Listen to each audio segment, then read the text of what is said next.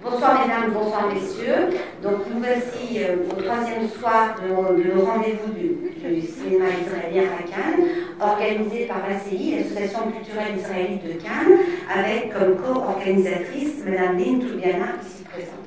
Voilà.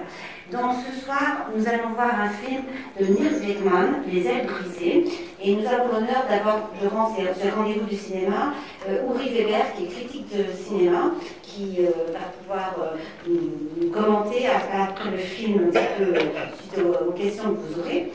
Et nous avons aussi Dan Volman, qui est réalisateur de films et qui nous présentera demain matin à 10h30 un film tiré du livre d'Amos Oz, Mon Michael. Dan Volman, on peut applaudir très fort.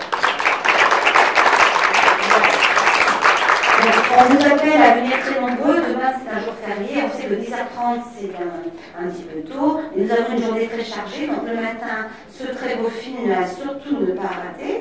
Ensuite, à midi, à l'Association culturelle israélite de Cannes, on vous propose une journée israélienne avec des falafels. Les falafels sont une spécialité culinaire israélienne, donc si vous voulez découvrir.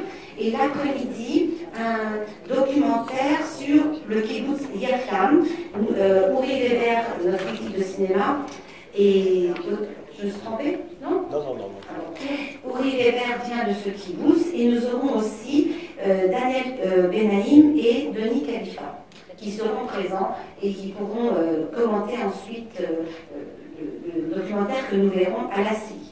Nous sommes sponsorisés par Elal, c'est pour ça que vous avez vu le petit film, et donc demain, il y aura le tirage au sort, après le documentaire, de la tombola, et vous pouvez gagner un billet aller-retour pour Israël, au départ de Paris, de Nice ou de Marseille, à la tombola que nous organisons, et donc le tirage aura lieu demain, aux environs de 16h. Et le soir, pour clôturer, demain c'est une journée d'hommage à Amos Oz, et le soir, un très beau film de Nathalie Portman. Nathalie Portman sera à la fois la réalisatrice et actrice dans ce film, une histoire d'amour et de ténèbres. Voilà. Alors je vais aussi convaincre très fort Patrick Delouvain et sa femme, son épouse Martine, qui étaient là dimanche, qui nous ont fait une conférence avec un diaporama sur la peinture israélienne. Et donc, je vais passer le micro à Lynn Toubiana, qui est donc la co-organisatrice de ces rendez-vous. Merci. Alors, juste quelques mots pour vous présenter ce film de ce soir, Les ailes brisées de Nir Bergman.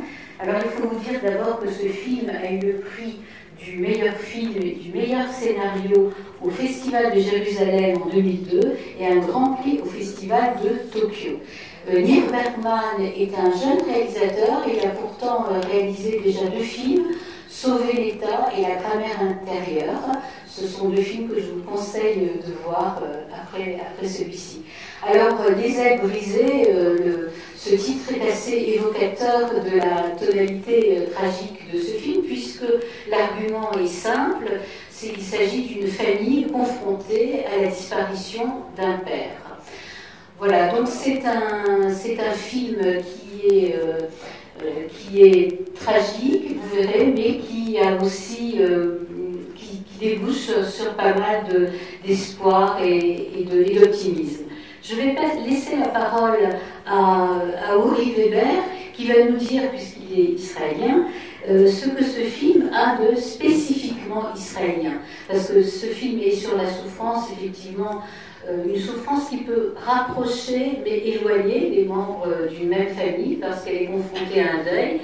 Mais Uri va nous dire le thème spécifiquement israélien.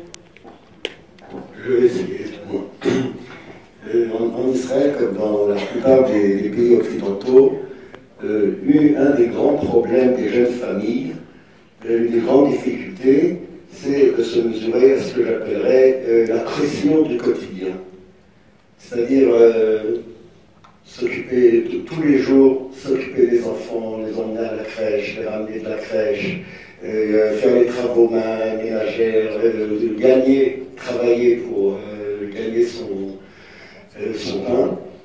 Et tout ça, il faut faire entrer dans la même journée. Et ce n'est pas facile. En Israël, beaucoup de jeunes familles vraiment c'est ce qui les préoccupe le plus.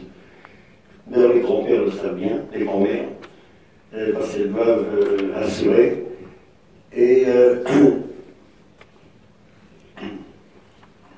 oui. Et déjà, lorsqu'un couple doit s'occuper de toutes ces tâches, c'est déjà pas facile. Mais lorsqu'une femme seule doit se mesurer à tout cela, c'est presque insurmontable.